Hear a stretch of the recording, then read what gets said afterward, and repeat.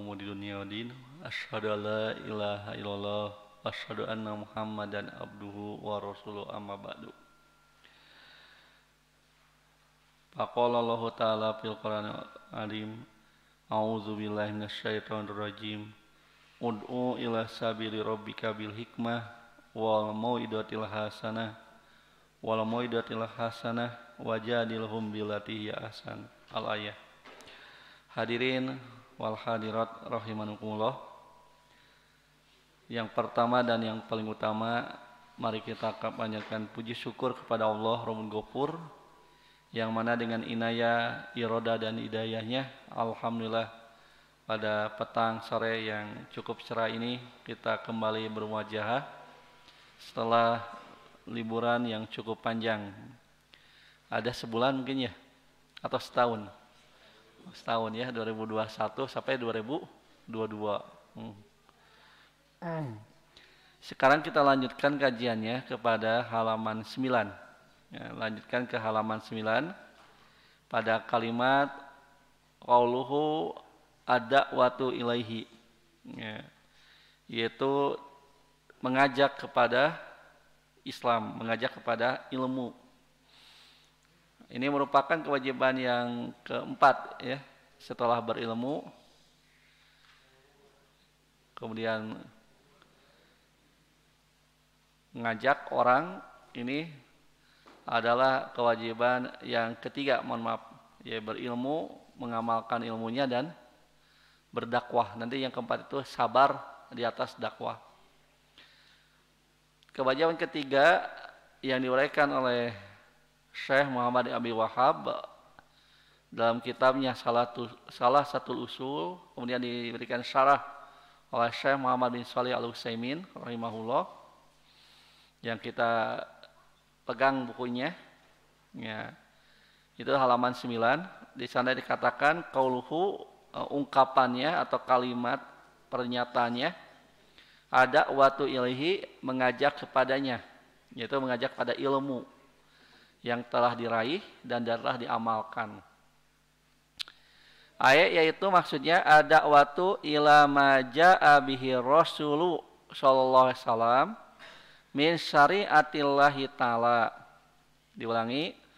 Ayat ada watu ila ma jaa bihi rasulu sallallahu alaihi wasallam min syariatillahi ta'ala ala maratibiha salasi awil arba'il lati dakarahallahu azza wa jalla fi qoulihi ud'u ila sabili rabbika bil hikmah walau mau'idatil hasanah wajadilhum billati hiya ahsan.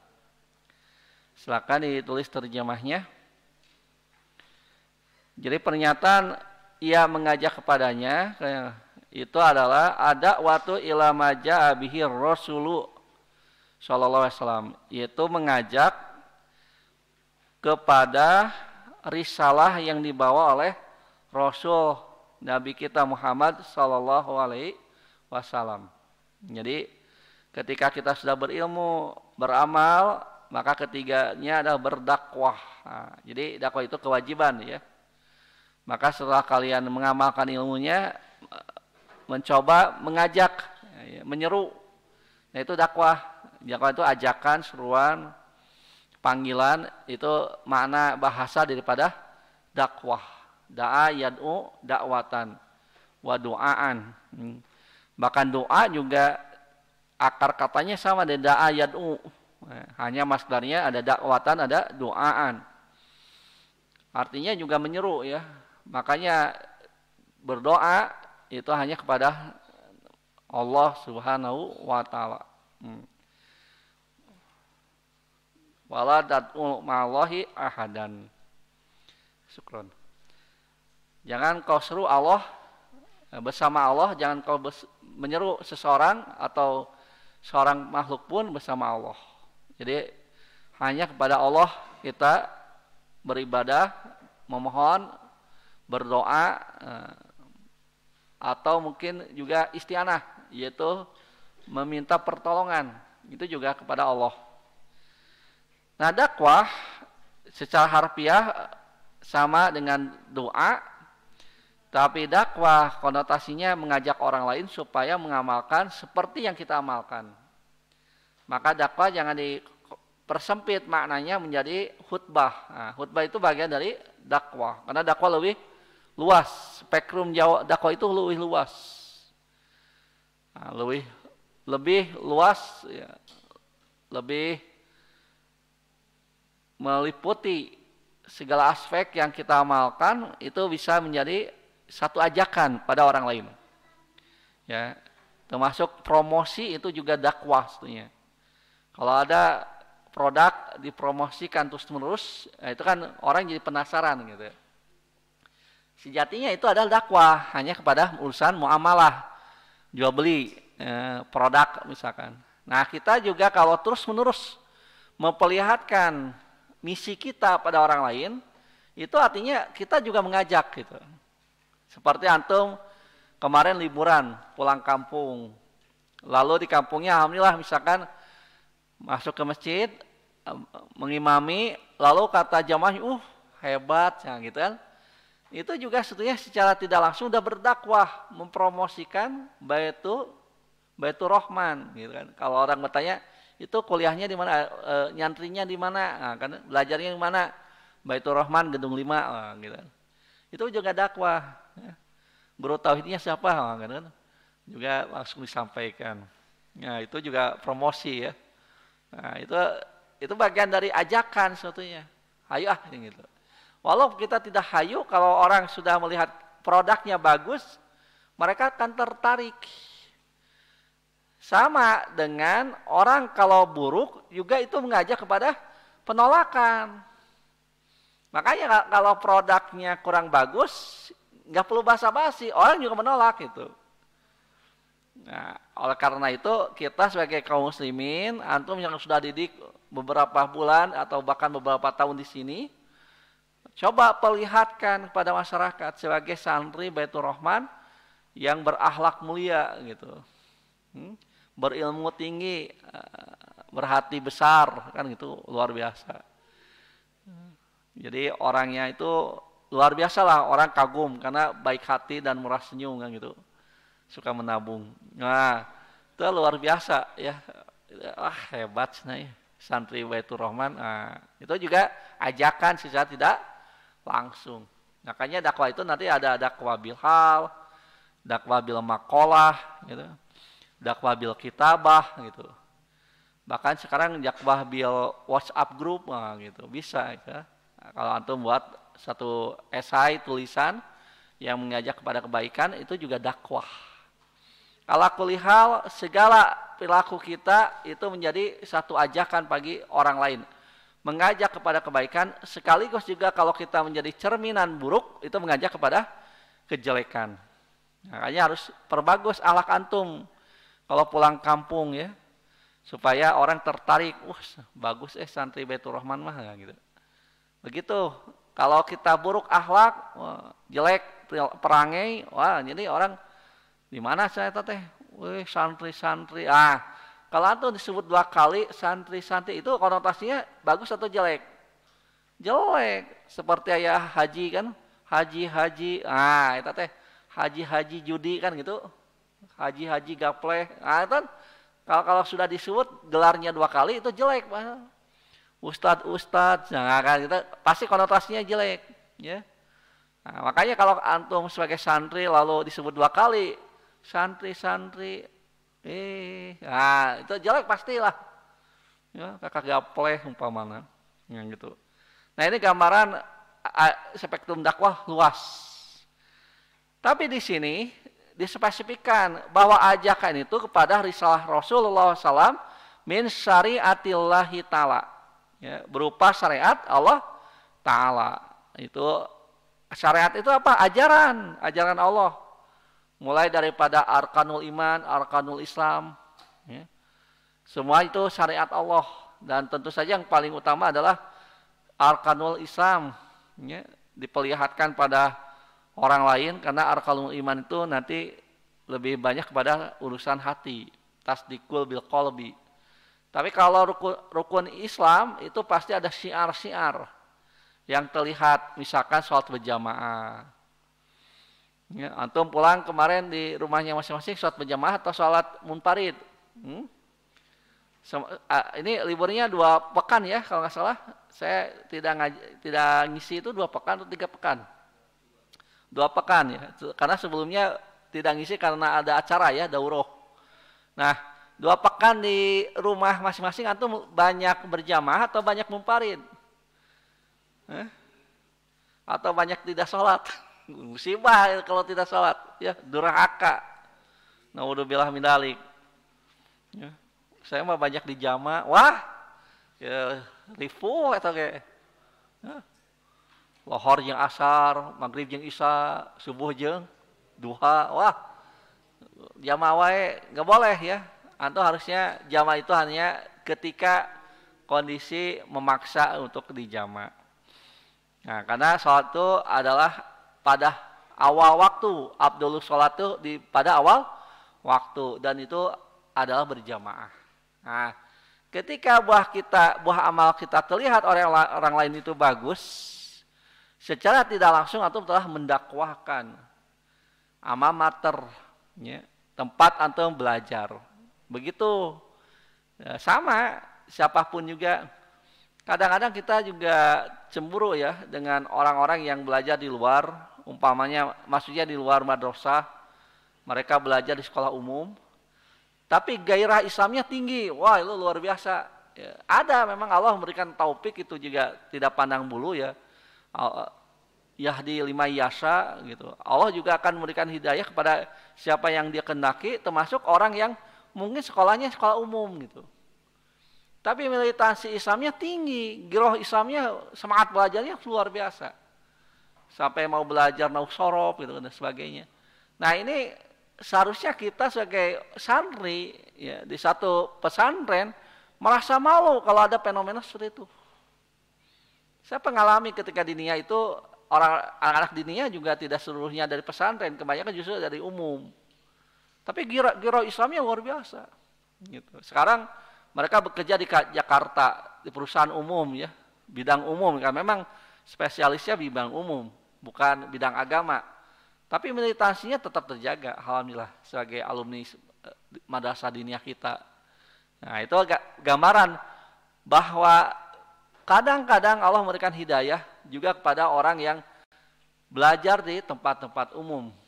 Maka oleh karena itu kita yang sudah Allah pilih untuk belajar di tempat khusus, takhusus, di pesantren, di ponpes, ya, di PPI, ataupun di mahad, itu harusnya kita merasa tersaingi oleh mereka, fastabiqul khairat, dan kita tampilkan lebih baik lagi gitu, lebih semangat lagi.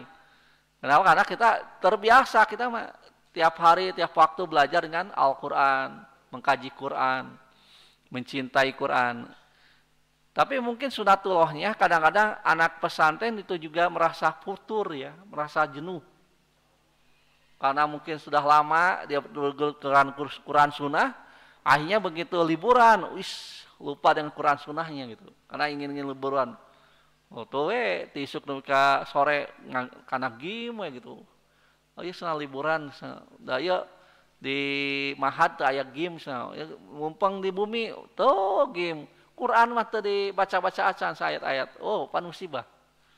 Balik ke mahad teh poho deui Quran teh, ya. Nah, itu gambaran seharusnya kita sebagai orang yang terpilih oleh Allah belajar di tempat khusus, maka pelihara gairah Islam kita itu ya, syiar-syiar Islam, syariat Allah dengan sempurna, yaitu kalau sholat umpamanya dengan berjamaah gitu.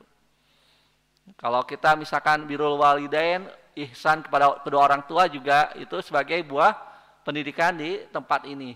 Jadi begitu pulang, tampak akhlak yang mulia pada orang tua, hormatnya, sopan santunnya.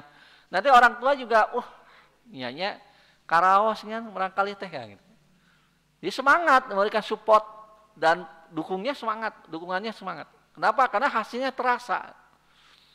Sebelum masuk ke mahad ini dan setelah keluar dari mahad ini, perubahannya drastis gitu. Yang asalnya malas untuk bekerja atau membantu orang tua, begitu liburan ya, tenang pokoknya mah abdi nyusuh, ngepel ya, sasapu, kabeh diborong, demi kan ngelepreh gitu, bakat ikut capek. Wah, orang tuanya kira-kira merasa bungah atau bahagia? Bungah dan bahagia ya pasti. Ya, ayah antum jadi nyusu wae ku antum kan. Kan itu salah satu bukti ingin menunjukkan hasil didikan kita berdakwah secara amaliah, yaitu dakwah bil amal ya, dakwah bil hal istilahnya, dakwah bil hal keadaan antum gitu. Ala marotibis salasi, di sini katakan dakwah itu di atas 3 tahapan, awil arba'i atau 4 tahapan. Jadi Syekh Muhammad bin Abi Wahhab menguraikan merujuk kepada surat An-Nahl ayat 125, maka dakwah secara verbal, dakwah secara khutbah itu harus menggunakan 4 pendekatan. Sebagaimana firman Allah, allati dzakarahallahu azza wa jalla fi qoulihi, yang Allah jelaskan, yang Allah terangkan di dalam firman-Nya surat An-Nahl ayat 125. Ud'u ila sabili rabbika bil hikmah. Yaitu serulah olehmu kepada jalan Tuhanmu dengan cara yang hikmah. Walau mau'idatil hasanah, dan dengan nasihat yang baik, wajadilhum billati hiya ahsan, serta bermujadalah, berjidal dengan mereka dengan cara yang terbaik. Jadi kalau termaksa harus debat gitu, mengajak karena ngeyel ya, biasanya yang ketiga itu bagi yang ngeyel. Jadi tahapannya tetap hikmah lebih prioritas, yaitu menasihati yang baik kan, memberikan arahan kepada yang tidak tahu. Biasanya hikmah itu kepada yang tidak tahu. Karena tidak tahu, dia salah dalam mempraktekkan.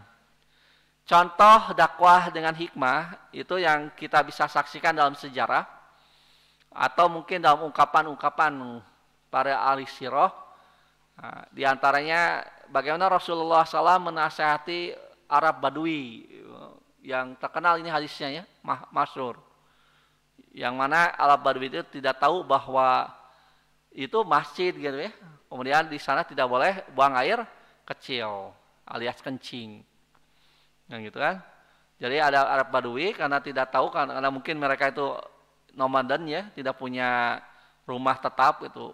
Biasanya Arab Badui itu begitu, dari satu wilayah pindah ke wilayah yang lain.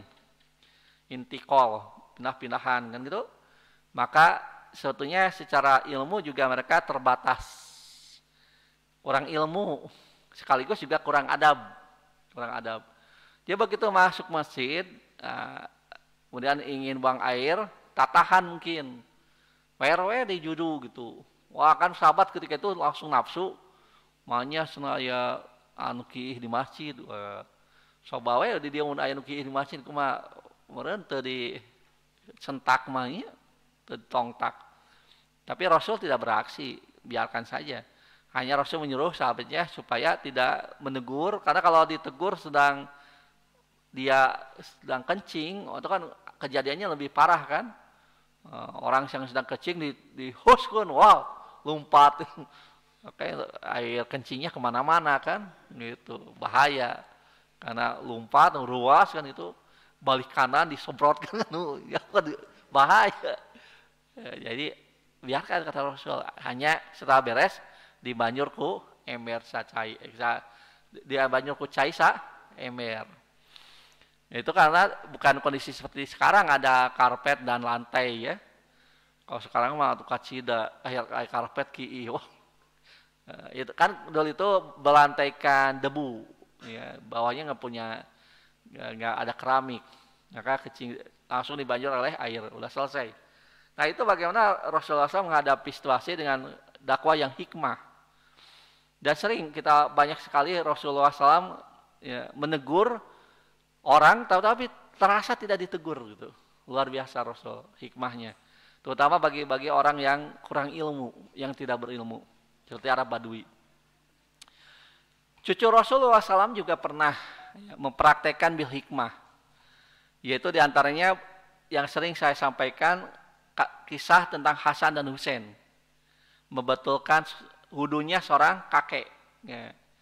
Jadi ada seorang kakek yang wudunya teh seumur-umur tebecus gitu, wudunya teh terapi atau tidak rata gitu. Padahal masalah ya dalam. Maka cara menegurnya kan tidak langsung. Lawang Hasan dan Husain, kisah ini walau alam soya atau doib ya, hanya populer disampaikan oleh para mubalig. Hasan Husain kan kalau sekolahnya anak sekolahan lah, ya anak sekolahan semisal SD usianya itu. Tapi berpikirnya sudah dewasa. Maka Hasan Husain tidak langsung menegur seorang kakek yang salah dalam wudu. Hanya lalu berilustrasi ya, berdialog. Kayak tolong perhatikan kami berdua, mana wudu kami yang benar kan gitu. Padahal maksudnya nyindiran, menyindir si kakek yang wudunya tidak benar gitu kan. Yang satu di antara Hasan Husain itu ya, yang satu wudunya seperti Rasul, sempurna, dan satu lagi seperti si kakek, asal-asalan. Maka si kakek secara tidak langsung sadar bahwa dirinya sedang ditegur, sedang diluruskan. Nah, tetapi tidak terasa terhina karena si kakek ditempatkan sebagai orang yang menilai kan gitu. Tidak langsung ditegur kayak lepat akima ngeskolot tuh bisa wudu. Wah, dikit kan mah ambak atuh. Sok. Ada aki-aki tuh bisa wudu, kurang kakak dikit kan nges aki-aki bau tanah tuh bisa wudu, ngeraku nu. Wah, mah tuh ditampling mah ya.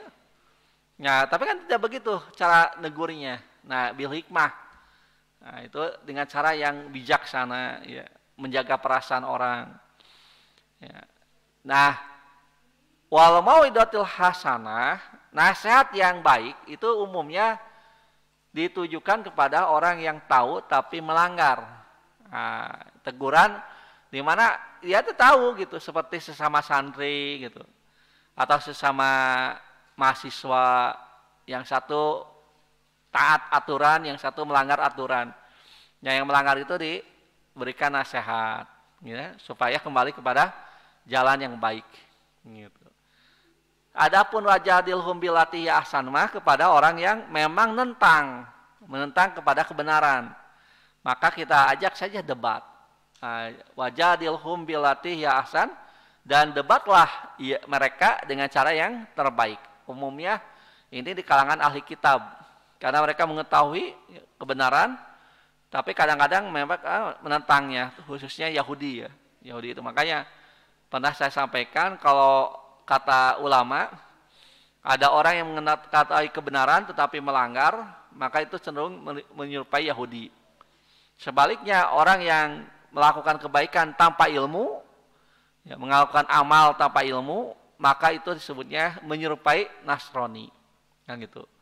Jadi jidal itu seringkali disampaikan oleh orang yang punya ilmu lalu menentang kebenaran itu.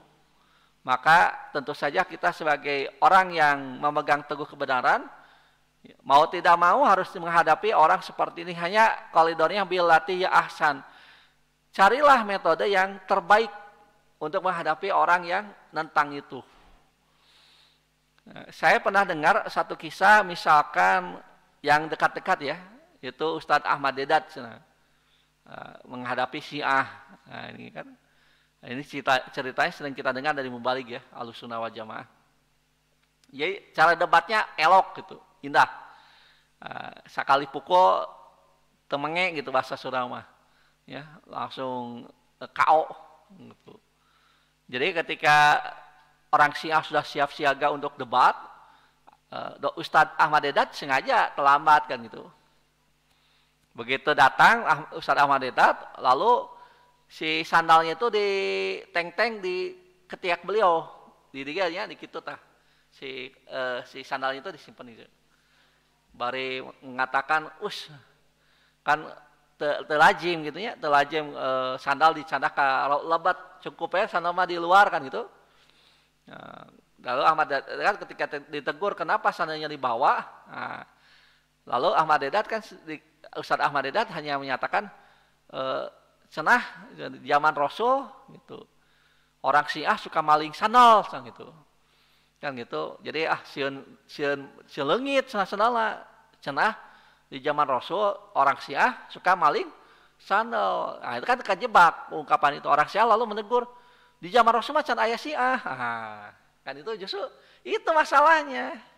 Aing geus di mana tuh Syiah di zaman Rasul mah kan gitu. Sudah dengan demikian debatnya selesai. Udah, ya orang Syiah kan udah kalah.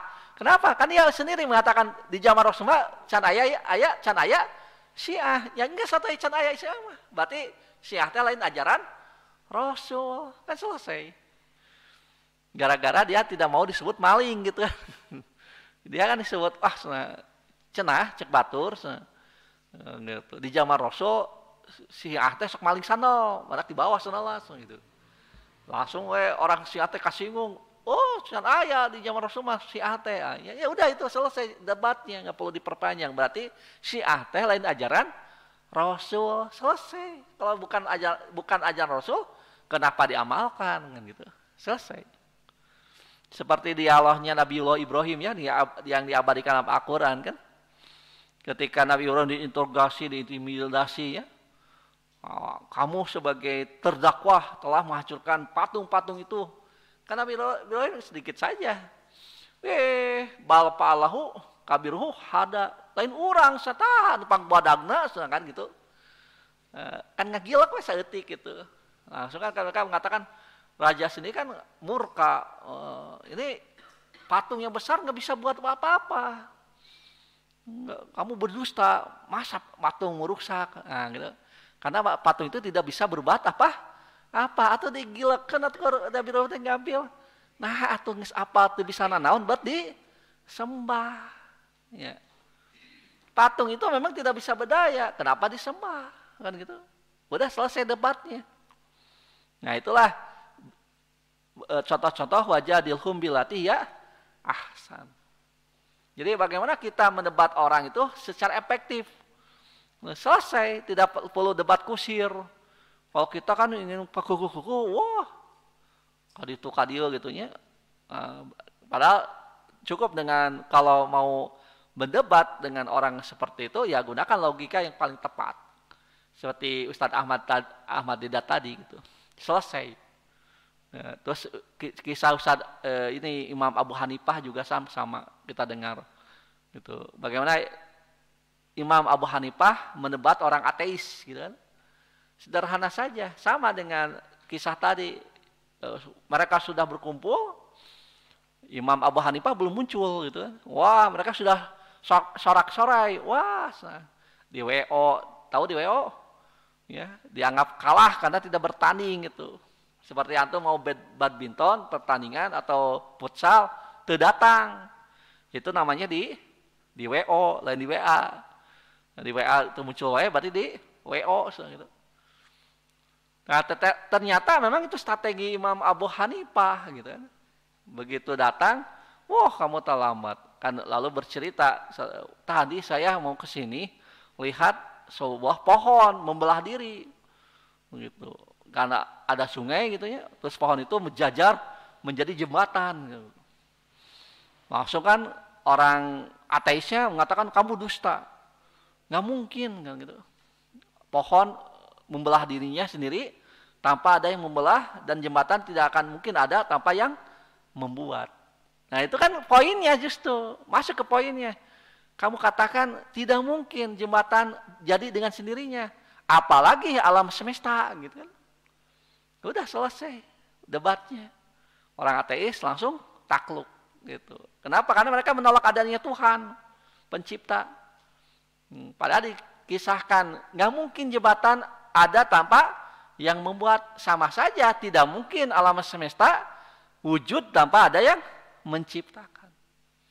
Itu kan sederhana. Nah, itulah debat yang efektif gitu. Selesai, tidak terlalu panjang lebar, langsung kepada hal yang sangat esensi, langsung ngegoler gitu. Ya. Kalau dulu itu, kalau dalam pertandingan tinju itu ada sosok yang luar biasa, ya, 1 ronde 2 ronde sudah jatuh, namanya Mike Tyson. Ya. Antum sudah lahir belum? Tahun 80-an? Belum ya? Masih di alam arwah mungkin antum. Itu Mike Tyson ketika muda, wah bapak-bapak mungkin apalnya. Itu kalau kita pertandingan lamanya itu ada mukodimahnya, partai-partai yang lain.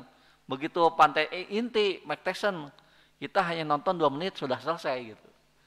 Ya karena tonjokannya luar biasa ya gitu. Nah, antum kalau punya tonjokan si Mike Tyson itu bagus ya. Untuk nonjok preman gitu. Luar biasa.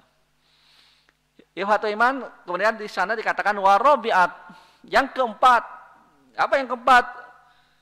Qauluhu, firman Allah dalam ayat yang lain, Al-Ankabut ayat 46. Wala tujadilu ahlal kitabi illa billati hiya ahsan illal ladzina dzalamu minhum. Nah, jadi metode dakwah yang keempat, kan tadi metode yang pertama adalah hikmah, khususnya kepada orang yang awam, seperti Arab Badui yang diberitahu oleh Rasul, sedikit demi sedikit mereka memahami. Biasanya yang awam itu cepat untuk taslim. Nah, kemudian yang kedua adalah mauidhah hasanah, nasihat yang baik. Ini bagi mereka yang melanggar, sudah tahu tapi melanggar, maka kita nasihati. Nah, yang ketiga itu kan debat, bagi mereka yang ngeyel, menentang. Nah, tapi dengan metode yang baik, seperti yang digambarkan tadi, ya. Kita langsung mengarah pada inti, langsung kalah gitu. Tidak perlu banyak hal yang disampaikan, ya. Tersir catur gitu bahasa Sunda mah. Tapi esensinya kena langsung takluk gitu. Kemudian yang keempat metodenya adalah ilal ladina dzalamu minhum itu. Petunjuk dari ayatnya itu. Kan bunyi ayat sebelumnya sama ya. Wala tujadilu ahlal kitabi, dan janganlah kalian mendebat ahli kitab Yahudi Nasrani illa billati hiya ahsanu, kan itu. Sama dengan surat An-Nahl ayat 125. Wajadilhum billati hiya ahsanu. Jangan kamu debat ahli kitab Yahudi Nasrani kecuali dengan cara yang lebih baik, yang terbaik. Silakan debat, tetapi dengan cara yang santun, yang baik, kan itu. Bahasa Sunda mah naon disebutna teh laukna benang caina herang gitu kan. Jadi kita esensinya dapat, tidak memperkeruh suasana gitu. Tetapi metode keempat itu dikecualikan ilal ladina dzalamu minhum, kecuali orang yang dolim di antara mereka. Artinya kita boleh debat dengan cara yang tegas dan jelas gitu.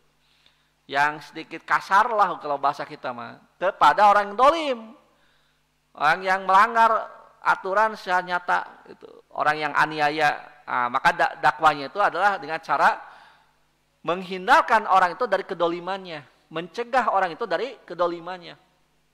Dalam hadisnya Rasul mengatakan unsur ahoka adolima wa madluma.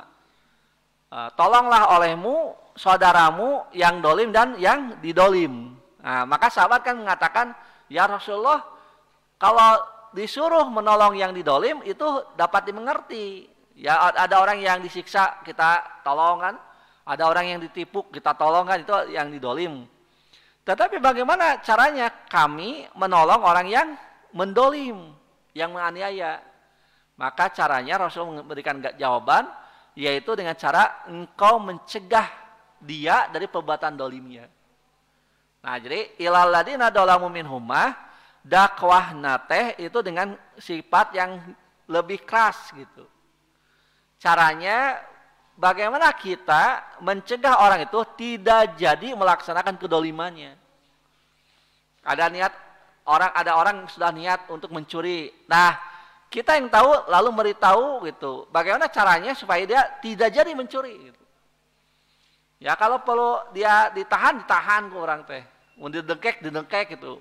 Yang penting dia jadi gagal dari niat yang sudah direncanakannya. Nah, itu ilal ladina dzalamu minhum. Jadi kita boleh dakwah dengan metode yang lebih keras ketika memang kita dituntut demikian. Ya, ada orang yang sudah jahat kepada orang lain misalkan. Ya, kita sebagai kaum muslimin yang mengetahui akibat kejahatannya kalau dibiarkan, maka kita harus cegah sejak awal gitu. Ya, jadi gak apa-apa kalau suatu waktu ya kita harus pakai kekerasan untuk menghindari kedoliman yang lebih besar. Jadi masalah. Karena syariat Islam juga mengajarkan demikian. Bagi orang-orang dolim ya kita diberikan wewenang untuk menghukumnya. Kalau kita tahu misalkan ada ikhwan kita yang mungkin baunya sifat kasar, ya, kita upayakan dia tidak mendolim orang lain gitu. Kumaha carana mah supaya gagal rencana yang ya sudah diniatkannya itu. Gitu. Nah, kalau kita tahu, wah, ya jama misalkan maling ya, maok atau mau mencuri, ya, karampok. Nah, kita orang tahu langsung cegah. Mereka mana mang? Mereka rampok, heula mang, gitu orang kajian gelut jeung urang kan gitu. Ayo wani mah gitu. Ayo teu mah entong, ya. Nah, itu diantaranya kita harus dakwah dengan keras juga. Nah, nanti dalam metode usul fikih ada yang disebut metode sadud dari'ah. Sadud dari'ah itu tuh menutup cerah atau menutup jalan menjuru kepada kerusakan. Ya harus ditutup gitu. Kalau memang ini perbuatan ini akan menjurus kepada perbuatan yang lebih bahaya, walaupun mungkin asalnya perbuatan itu halal, tapi kemudian kalau dibiarkan akan menimbulkan dosa yang lebih besar, maka kita tutup segera gitu. Memang tenang naon kawita mah, tapi kalau dibiarkan akan menjadi malapetaka, maka harus kita cegah. Ingat kalau sudah Allah turunkan adab satu desa, satu kampung, satu negara, karena kedoliman penghuni negara itu, maka orang soleh pun kena dengan fitnah yang Allah turunkan tersebut. Mungkin masih ingat ayatnya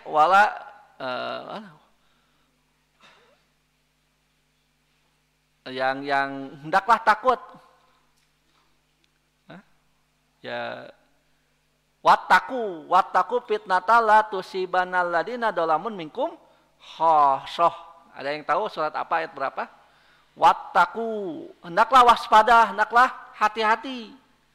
Mawas diri fitnatan kepada satu fitnah, maksudnya suatu musibah yang Allah turunkan.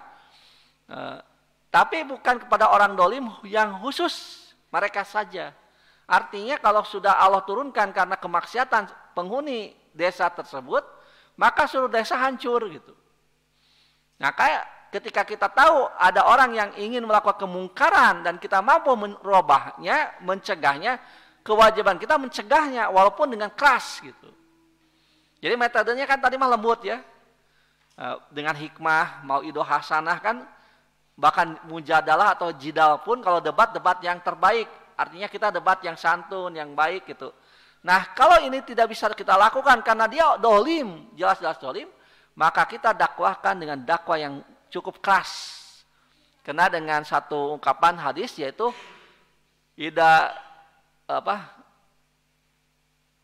man ra'a minkum munkaron fal yughairhu biyadihi, gitu kan. Kan ada hadisnya itu, masih ingat enggak? Man ra'a minkum munkaron, siapa yang melihat kemungkaran, siapa di antara kalian yang melihat kemungkaran, fal yughairhu biyadihi, maka ubah kemungkaran itu dengan tangannya. Dan itu kan berarti dengan kekerasan. Kalau tangan fisik ya. Kalau tangannya diadakan kekuasaan juga itu dengan satu aturan yang mengikat gitu. Suka tidak suka rakyatnya bikin aturannya gitu. Kalau itu mananya adalah legislator, pembuat undang-undang. Tapi kalau tangan fisik ya kita ubahnya dengan yang keras saja karena dia ngeyel. Di debat pun kakak ngajak perang gitu, ngajak pasea, maka kita dilawan. Anu disebut dalilut, terang dalilut, eleh dalil orang gelut kan gitu. Jadi geus debat eleh, nafsu, neungeul, dilawan kurang teh. Jadi ya neungeul kurang ditenggelan, dipeulaan kan gitu. Saya pernah ceritakan soal sosok ya yang pernah bercerita sampai berani mencabut rokok. Masih ingat nggak cerita itu? Ya, ada preman di satu terminal. Bukan seorang ya, tapi beberapa preman di satu terminal. Lalu seseorang yang sekarang duduk di pimpinan pusat, ya, sebagai kepala rumah tangga pimpinan pusat, beliau kan ahli silat, ya, guru seraras. Jadi fisiknya kuat, bahkan beliau mengatakan gelut teh hobi cenah gelut teh. Kalau hobi gelut makan rasap ngalibatur nangtang ngeyel teh. Gitu. Ayo urang mah kan gelut teh sieun. Ya, jurus urang kan hiji we, jurus kaki 1000, langkah 1000 gitu. alias balik kanan lompat orang mah. Nyata kan langkah yang paling selamat, ya. Nah, ketika bulan Ramadan, entah tahun yang mana ya, tapi udah lama, mungkin dulu ya, mungkin 80-an, 90-an gitu. Nah, beliau lewat ke terminal, ternyata di terminal itu preman sedang asiknya merokok di siang hari Ramadan. Kan kita tidak menghargai orang yang sahum tuh, ya. Nah, maka dengan tidak banyak basa-basi lewat ke preman itu, setiap orang yang pegang rokok diambil rokoknya. Bahkan rokok yang sedang di bibir pun diambil. Jejak harapan marahnya. Dia di preman bukan satu, mungkin 5 gitu, 6. Kalau rokok cokot kabeh, jejak melong preman teh. Telemek teh nyarek, teu bisa ngomong. Kan tahu bahwa dia yang dihadapi adalah Pak Haji yang punya jurus gitu, yang jago silat. Nah itu kan itu adalah praktek nahi mungkar secara nyata dengan biyadihi. Jadi sedang kioknya dicabut ya. Nah gitu. Itu sugan mah nyarekan gitu ya. Nangtang wah meureun teu bubuk mah kabeh gitu. Mesin genap oke, meureun dirujak mah kemarin mah gitu ya. Guru salah pokoknya masih di Jackie Chan itu gitu. Siap dia mah siap dengan fisiknya. Ngan kulantan preman lagi apalnya, itu Kang Gelut mah apal wah mah ngisi jelema teh. Jarempe we, caricing we. Nah, hal ini jangan ditiru oleh antum ya, gitu. Datang ke stasiun Padalarang ya, di dinya kan. Di Curug Agung, anu preman, teh tukang ojek geus ngarokok, cokotan ku jejak mau. Alhamdulillah balik ke 3 garan gitu. Diantarkeun kana ojek jadi pingsan. Ya, bahaya. Karena kudu kuat dulu fisiknya, latihan dulu lah. Nah, itu cerita yang beliau langsung sampaikan. Beliau yang bercerita Sohibul Hikayahnya langsung cerita pada saya melakukan hal itu gitu. Dan preman tidak bisa apa-apa. Karena yang melakukan adalah orang yang punya ilmu bela diri yang tinggi itu. Jadi sesama jawara apal gitu. Jadi sesama orang yang suka bermain silat tahu ini punya ilmu atau tidak gitu. Kalau saya mah kan kelihatan tidak bisa karena dari gaya nengelnya geus beda gitu. Kosong we nenggel nu kitu maksudna. Teu kudu dilawan. Ya, tapi kalau sudah punya isi wah siga Mike Tyson. Kalau itu kan resep kalau Mike Tyson tinju itu ya dulu ya ketika masih muda. Usia dia masih 20 gitu ya, di bawah 30, itu hanya 2 ronde itu. Bahkan kadang-kadang 1 ronde pun tidak, sudah ngagoler tuh. Tonjok dengan tonjokan yang luar biasa gitu. Jebret. Wah. Apalagi Nabi Musa. Nabi Musa mah can nonjok geus maot. Nabi Musa mah. Kan ada yang bertengkar tuh antara bangsa Kipti dengan bangsa Israel. Nabi Musa orang bangsa mana? Israel. Jadi tidak sholat apa? Sholat toha ya kalau nggak salah, sholat yang lain. Alamiah atau al-Qasas. Ya, kita lihat Nabi Musa katingali bangsa siga urang lain ngali banget ya banget Sunda kan bisa katingali lah ya. Jeung banget Cina umpamana kan katingali pisan bedana namanya antara orang Sunda jeung orang Cina kan bisa pisan. Cina mah kan bodas ya, meletet, urang kan molotot. Gitu bisa katingali lah. Wah ya bangsa urang ya gitu. Pas saya sudah Nabi Musa tetela dipisah di ini ya mungkin dadanya atau apa itu nggak joprang langsung maut gaya sigana Mike Tyson oge eleh ku Nabi Musa mah ya jadi teu kudu 1 ronde teman dipisah maut luar biasa. Nah, bahkan batu pun kalau dipukul oleh Musa mah dengan tongkatnya kan ada bekasnya batu pun. Orang mah nenggel batu baru ada bekasnya paling ieu leungeunna bekasan ya ngerepeng. Nah, jadi saya kira ilal ladina dolamu minhum itu memang kita dibenarkan untuk mengubah kemungkaran kedoliman dengan cara yang keras sekalipun dibenarkan. Keras sekalipun dibenarkan. Asal kedolimannya hilang. Yang tidak boleh itu kita hilangkan kedoliman, timbul kedoliman yang lebih besar. Nah itu nggak boleh. Seperti tadi, ya, ngararokok, Orang tuh bisa silat, kurang teh cokotan, atau bahayana ka urang. Pada nunggulan, ya gitu. Rokona eureun, urang kok kayak eureun hirupna.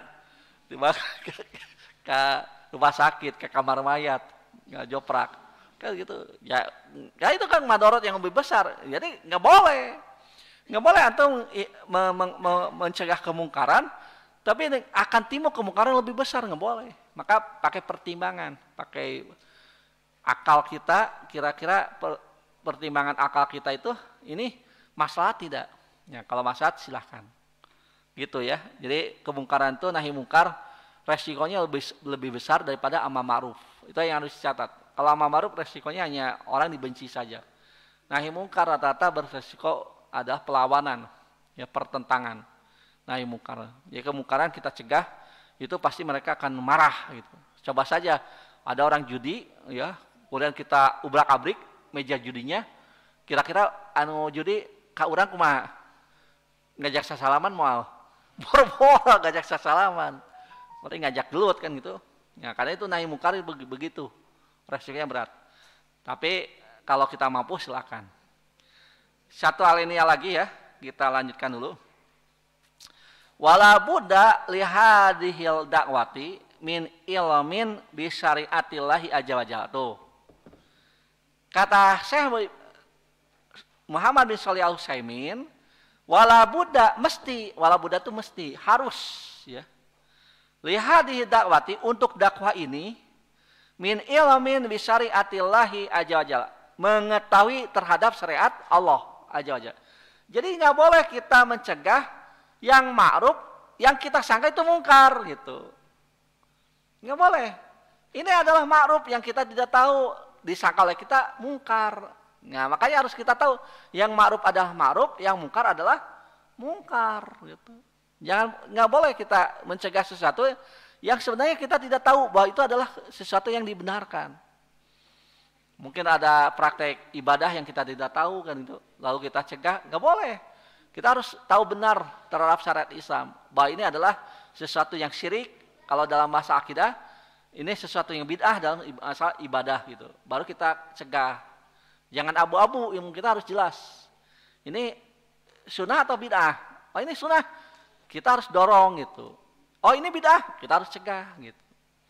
Jangan sampai kita mencegah yang sunnah karena dalam pandangan kita itu bid'ah. Bari kurang itu apa? Padahal itu sunnah gitu. Banyak kalah yang kita bisa contohkan. Nah, kemudian di sana dikatakan hatta takuna dakwatu ala ilmin wa basiratin. Sehingga dakwahnya itu dibangun di atas ilmu dan basiroh. Ya. Jadi tidak berdasarkan asumsi. Cenah jeung ecek gitu. Wah, cenah enggak, tapi benar-benar dalilnya ada gitu, petunjuknya ada, sehingga kita jelas, oh ini ada perbuatan syirik, kita cegah. Oh ini perbuatan tauhid, kita dorong gitu. Gitu ya, Pak Imtum. Dalilnya surat Yusuf ayat 108. Liqauli ta'ala, berdasarkan firman Allah Ta'ala, qul hadisabili, katakanlah oleh Muhammad, inilah jalanku, ad'u ilallahi, aku menyeru kepada Allah. Ya, maksudnya menyeru kepada Islam. Ala basiratin ana wa manit tabani. Di atas basiroh diriku dan orang yang mengikutiku. Nah, inilah dalil bahwa kita harus berdasarkan ilmu kalau berdakwah itu. Wa subhanallahi wa ma ana minal musyrikin. Maha suci Allah dan aku tidak termasuk orang-orang yang berbuat syirik. Nah, kemudian apa maksud basiroh ya? Kita sedikit lagi. Wal basiratu takunu fima yad'u ilaihi. Jadi basirah itu bisa terkait dengan apa yang kita seru. Berarti materinya. Materi yang kita seru juga adalah materi yang memang muatannya adalah syariat. Bi ayyakuna da'iyatu aliman bil hukmi syar'i. Dengan cara yang dakwah daiyah itu orang yang mengajak ya, orang yang mengajak aliman bil hukmi syar'i, mengetahui benar hukum syariat. Tadi sudah saya jelaskan. Jadi antum tidak abu-abu ilmunya. Kalau ini sunnah adalah sunnah, kalau ini bid'ah adalah bid'ah. Kalau ini syirik adalah syirik, kalau ini tauhid adalah tauhid. Begitu. Baru kita bisa amal ma'ruf nahi munkar. Kalau masih tidak tahu, antum jangan dulu cegah. Siapa tahu memang ada dalilnya gitu. Tapi kalau sudah yakin ini bid'ah, baru kita cegah gitu. Wafi kaifiyati dakwati, dan di dalam basirohnya itu di dalam tata cara dakwahnya. Jadi metode tadi, kalau objek dakwahnya adalah orang yang tidak tahu, kita berhikmah pendekatannya. Kalau dia tahu ilmu tapi melanggar, kita mau idoh hasanah. Tapi dia suka terima gitu. Nah, ketika dia ngeyel, bunja adalah dengan cara yang terbaik. Ketika dia dolim, baru kita dengan cara yang lebih keras gitu. Jadi metodenya udah pas. Maksudnya jangan sampai kita ngebom ya, atau kita membunuh semut dengan meriam gitu kan, itu percuma.